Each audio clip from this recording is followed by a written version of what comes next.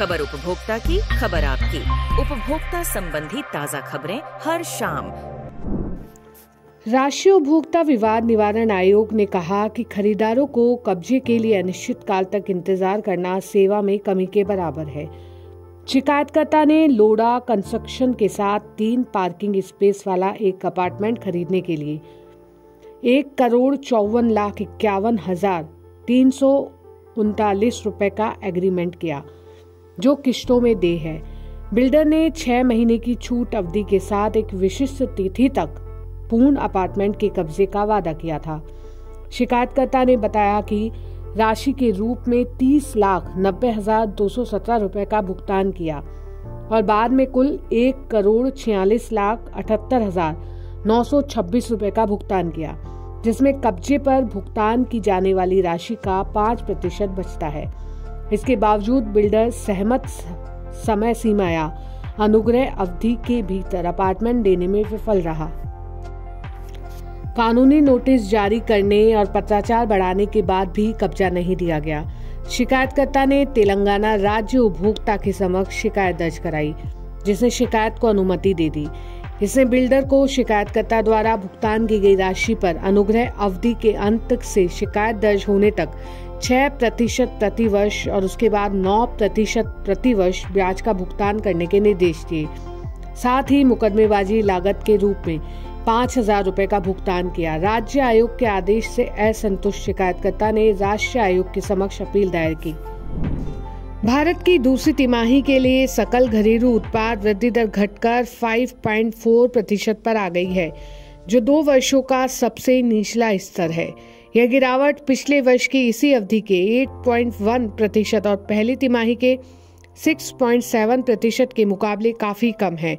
आर्थिक विशेषज्ञों का मानना है कि मानसून की अनियमितता और मैन्युफैक्चरिंग सेक्टर में धीमी वृद्धि इसके मुख्य कारण है। सरकार द्वारा जारी आंकड़ों के अनुसार देश की आर्थिक वृद्धि दर में यह गिरावट उस समय दर्ज की गई है जब चीन की इसी अवधि में जीडीपी वृद्धि दर 4.6% रही है। हालांकि भारत अब भी विश्व की सबसे तेजी से बढ़ने वाली प्रमुख अर्थव्यवस्थाओं में एक बना हुआ है। दुनिया भर में वजन कम करने वाली दवाइयों के दुष्परिणाम सामने आ रहे हैं। इसी को देखते हुए दक्षिणी कोरिया के स्वास्थ्य मंत्रालय ने अपने एक निर्णय में कहा कि वजन कम करने वाली दवाओं के संभावित दुरुपयोग को रोकने के लिए वह इनके रिमोट प्रिस्क्रिप्शन पर प्रतिबंध लगाएगा। डेनमार्क स्थित नोवो नॉर्डिस्क द्वारा विकसित की गई वेगोवी की बढ़ती लोकप्रियता के कारण यह कदम ऐसी दवाओं के दुरुपयोग और अवैध बिक्री पर बढ़ती चिंताओं के बीच उठाया गया है। स्वास्थ्य मंत्रालय ने कहा कि सरकार 2025 की पहली छमाही के भीतर ऐसी दवाओं के संबंध में टेलीमेडिसिन परामर्श के लिए दिशानिर्देश स्थापित करने की भी योजना बना रही है। दक्षिणी कोरिया ने सामान्य अस्पतालों में प्रशिक्षु डॉक्टरों की चल रही हड़ताल के बीच अस्थायी रूप से टेलीमेडिसिन परामर्श की अनुमति दी है। यह हड़ताल फरवरी से शुरू हुई थी।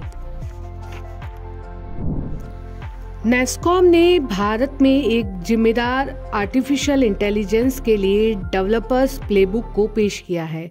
यह प्लेबुक डेवलपर्स को देश में एआई डेवलपमेंट, स्थापना और इस्तेमाल को लेकर जोखिमों की पहचान कर उन्हें कम करने में मददगार होगी।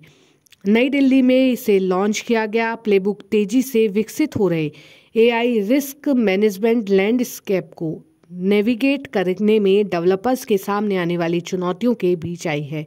प्लेबुक भारत सरकार और नेस्कॉम के एक साथ सहयोग में एआई से जुड़े जोखिमों की पहचान करने और उन्हें कम करने को लेकर एक इंडस्ट्री फ्रेमवर्क की स्थापना को लेकर अहम है।